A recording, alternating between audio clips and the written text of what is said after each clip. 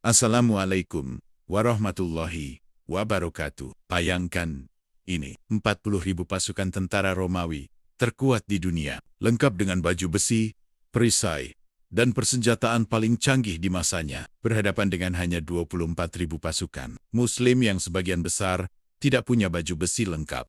Pertempuran yang seharusnya berakhir dalam beberapa jam dengan kemenangan telak Romawi. Tapi, apa yang terjadi dalam 6 hari pertempuran yang dahsyat? Romawi lebih dari 3.000 tentara mereka tewas. Sementara pasukan Muslim hanya kehilangan sekitar 3.000 syuhada. Bagaimana ini bisa terjadi? Siapa komandan jenius di balik kemenangan yang mustahil ini? Dialah Khalid bin Walid, sang pedang Allah yang terhunus. Dan hari ini, saya akan membongkar strategi perang paling brilian dalam sejarah Islam. Strategi yang membuat kekaisaran Romawi gemetar. Strategi yang dipelajari di akademi militer hingga hari ini. Jadi, bersiaplah, karena kalian akan menyaksikan kejeniusan militer yang luar biasa.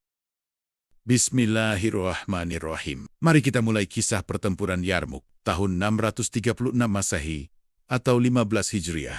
Dunia Islam sedang berkembang pesat. Setelah wafatnya Rasulullah SAW, pemerintahan dipegang oleh Khalifah Abu Bakar. Kemudian dilanjutkan oleh Umar bin Khattab. Pasukan Muslim telah berhasil menaklukkan beberapa wilayah Bizantium atau Romawi Timur, termasuk Damaskus. Ini membuat Kaisar Heraklius, penguasa kekaisaran Romawi Timur, sangat marah dan malu. Bagaimana mungkin pasukan Arab Gurun bisa mengalahkan tentara terkuat di dunia, Ramnia? Heraklius kemudian mengumpulkan pasukan terbesar yang pernah ada. Ia memanggil jenderal-jenderal terbaiknya, mengumpulkan tentara dari seluruh penjuru kekaisaran, Armenia, Saraya, Mesopotamia, bahkan tentara bayaran dari berbagai bangsa. 200.000 hingga 240.000 pasukan. Ini adalah armada terbesar yang pernah disiapkan Romawi untuk menghadapi Muslim. Sementara itu, di sisi Muslim, Khalifah Umar bin Khattab menerima laporan intelijen yang mengkhawatirkan pasukan Romawi yang sangat besar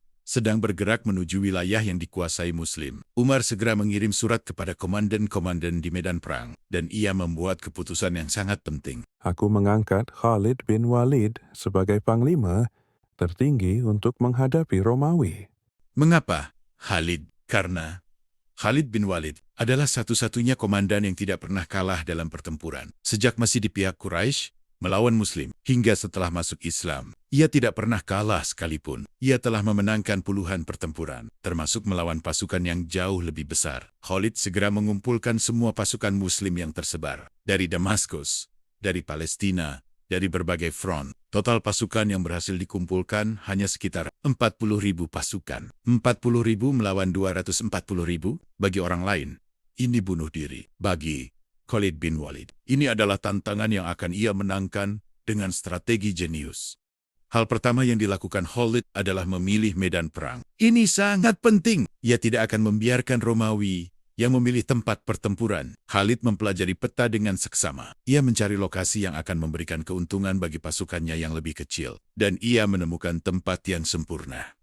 Dataran Yarmuk. Mengapa Yarmuk? Pertama, di sebelah kanan ada jurang sungai Yarmuk yang dalam. Ini akan melindungi sayap kanan pasukan Muslim dan mencegah Romawi mengepung dari sisi itu. Kedua, di belakang ada gunung dan bukit. Ini menjadi perlindungan alami dan jalur mundur jika diperlukan. Ketiga, dataran yang luas di depan memaksa Romawi untuk menyerang dari depan saja, tidak bisa mengepung dari berbagai arah. Ini mengurangi keuntungan jumlah mereka yang lebih banyak. Keempat, matahari akan berada di belakang pasukan Muslim di pagi hari, sehingga Romawi akan melihat ke arah matahari yang menyilaukan. Khalid kemudian mengatur formasi pasukan dengan sangat cermat. Ia membagi pasukannya menjadi beberapa divisi. Sayap kanan dipimpin oleh Amr bin Ales, komandan yang cerdik dan berpengalaman. Sayap kiri dipimpin oleh Yazid bin Abu Sufyan, pemuda pemberani. Pusat depan dipimpin oleh Abu Ubaidah bin Al-Jarrah, salah satu sahabat terpercaya Rasulullah. Kavaleri cadangan dipimpin langsung oleh Khalid. Ini adalah senjata rahasia. Khalid akan bergerak dengan 9.000 pasukan kavaleri kemanapun dibutuhkan. Pasukan khusus wanita di belakang garis pertahanan, dipimpin oleh istri-istri para sahabat, termasuk Khawlah binti Al-Azwa, seorang pejuang wanita yang legendaris. Tugas mereka adalah mencegah tentara Muslim yang mundur dan menyemangati mereka. Ketika Romawi tiba dan melihat posisi Muslim, Mereka tertawa. Mereka mengurung diri sendiri. Kalau mereka kalah, tidak ada jalan mundur. Mereka akan jatuh ke jurang, kata para jenderal Romawi. Tapi mereka tidak tahu. Ini adalah bagian dari rencana Khalid. Ia sengaja membuat pasukannya tidak punya pilihan selain menang atau mati syahid.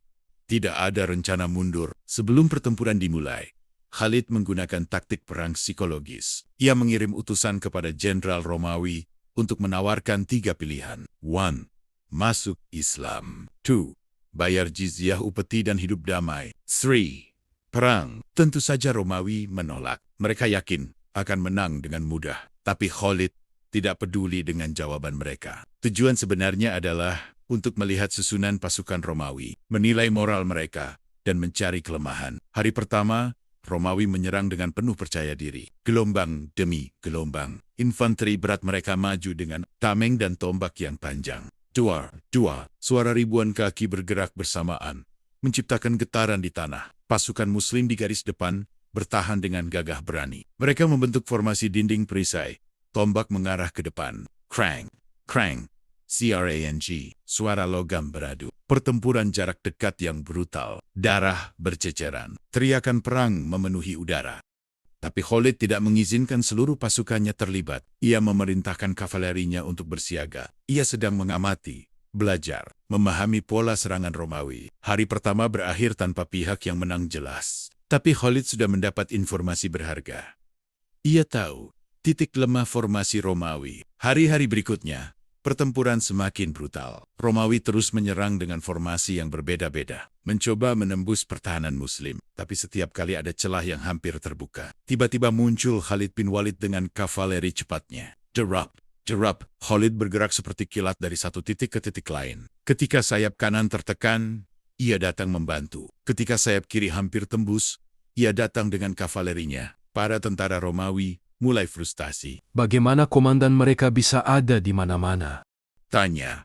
Mereka bingung. Ini adalah keahlian Khalid Mobile Warfare, perang bergerak. Ia menggunakan kecepatan dan kejutan untuk mengalahkan kekuatan jumlah musuh. Di hari ketiga, terjadi sesuatu yang mengerikan. Beberapa unit Muslim mulai mundur karena serangan berat kavaleri Romawi. Tapi di belakang, para wanita Muslim berdiri dengan pedang. Kalian mau lari kemana? Maju dan bertempurlah atau kalian akan mati oleh pedang kami. Teriak Khawlah binti Al-Azwar. Para pejuang Muslim malu dan kembali ke medan perang dengan semangat berlipat ganda. Hari keempat dan kelima, Khalid mulai melakukan serangan-serangan kecil yang terkoordinasi. Bukan serangan besar, tapi serangan yang strategis untuk menguras stamina dan moral musuh. Ia menyerang di malam hari untuk mengacaukan istirahat Romawi. Ia menyerang di pagi buta untuk mengejutkan mereka. Ia membuat Romawi tidak bisa tidur dengan tenang. Hasilnya, tentara Romawi mulai kelelahan, moral mereka turun, dan koordinasi mereka mulai berantakan. Sementara pasukan Muslim, dengan iman yang kuat dan keyakinan bahwa syahid adalah kemenangan tertinggi, tetap tegar dan semangat. Fajar, hari ke-6. Ini adalah hari yang akan mengubah sejarah. Khalid mengumpulkan para komandannya. Ia sudah punya rencana final. Hari ini kita akan mengakhiri pertempuran ini. Hari ini kita akan menunjukkan kepada Romawi kenapa Allah menjulukiku Saifullah, pedang Allah, kata Khalid dengan penuh keyakinan. Khalid telah mengamati bahwa kavaleri elit Romawi selalu berada di sayap kanan mereka. Jika kavaleri ini bisa dihancurkan, seluruh formasi Romawi akan runtuh. Rencana Khalid. Fase 1, pura-pura menyerang pusat pertahanan Romawi dengan infanteri, membuat mereka fokus ke depan. Fase 2, diam-diam memindahkan sebagian besar kavaleri ke sayap kiri Muslim untuk menyerang sayap kanan Romawi. Fase 3, setelah kavaleri Romawi hancur, kavaleri Muslim akan mengepung Romawi dari belakang. Pertempuran dimulai. Pasukan infanteri Muslim menyerang dengan brutal, membuat Romawi sibuk bertahan. Sementara itu, Khalid dengan tenang memimpin 8.000 kavaleri bergerak memutar. Diam. Tidak terlihat oleh Romawi. Ketika posisi sudah tepat, Khalid mengangkat pedangnya tinggi-tinggi. Allahu Akbar. Teriaknya. Allahu Akbar! Balas ribuan pasukan kavaleri. War! Seperti petir menyambar, kavaleri Muslim menghantam sayap kanan Romawi dengan kekuatan penuh. Kavaleri Romawi tidak siap. Mereka kaget. Formasi mereka berantakan. Krang! Krang! Krang! Khalid bin Walid sendiri turun ke medan. Pedangnya menari-neri, menebas musuh satu persatu. Konon dalam pertempuran ini, 9 pedang patah di tangannya karena begitu keras. Ia bertempur. Dalam waktu kurang dari 1 jam, kavaleri elit Romawi hancur. Kemudian Khalid memberikan perintah berikutnya.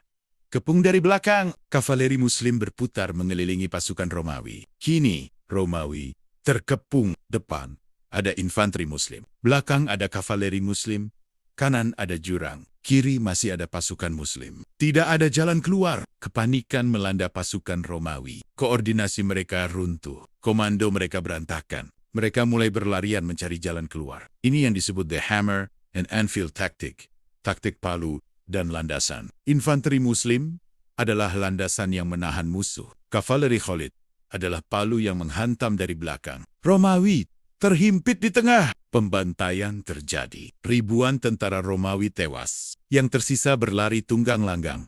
Banyak yang jatuh ke jurang sungai Yarmuk. Jenderal-jenderal Romawi yang sombong itu, sebagian tewas.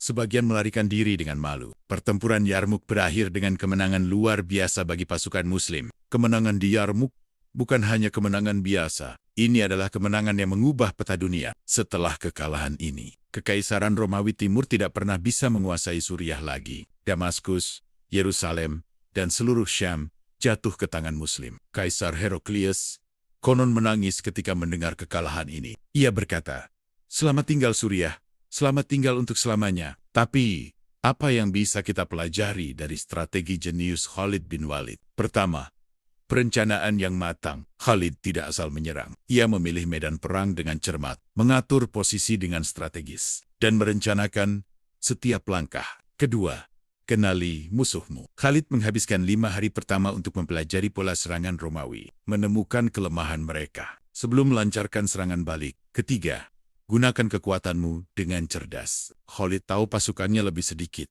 jadi ia tidak menyerang dari depan. Ia menggunakan kecepatan kavaleri dan taktik mengepung. Keempat, kepemimpinan yang berani. Khalid tidak memimpin dari belakang. Ia turun langsung ke medan perang, memberi contoh kepada pasukannya. Kelima, dan paling penting, iman dan keyakinan. Pasukan Muslim yakin bahwa menang adalah rahmat Allah, mati syahid adalah surga. Keyakinan ini membuat mereka pantang menyerah.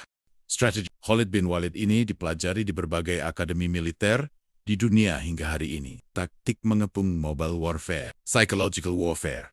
Semua ini adalah warisan jenius dari sang pedang Allah. Saudaraku, kisah Khalid bin Walid mengajarkan kita bahwa kecerdasan dan strategi adalah bagian dari ibadah. Allah memberikan kita akal untuk berpikir dan merencanakan. Bukan hanya kekuatan fisik dalam kehidupan kita sehari-hari. Kita juga menghadapi berbagai pertempuran. Pertempuran melawan kemiskinan, kebodohan, dosa, dan tantangan hidup. Kita perlu strategi seperti Khalid, perencanaan matang, kesabaran, kecerdasan, dan yang paling penting, iman kepada Allah. Khalid bin Walid wafat di usianya yang ke-58. Bukan di medan perang seperti yang ia inginkan, tetapi di atas tempat tidurnya. Konon, ia menangis dan berkata, "Tidak ada satu jengkal pun di tubuhku yang tidak terluka oleh pedang atau tombak. Namun aku mati di tempat tidurku, seperti unta yang mati." Semoga tidak ada tidur bagi mata para pengecut. Semoga Allah merahmati Khalid bin Walid, dan semoga kita bisa meneladani kecerdasan, keberanian, dan imannya. Wallahu alam bisyawab. Wassalamualaikum warahmatullahi wabarakatuh.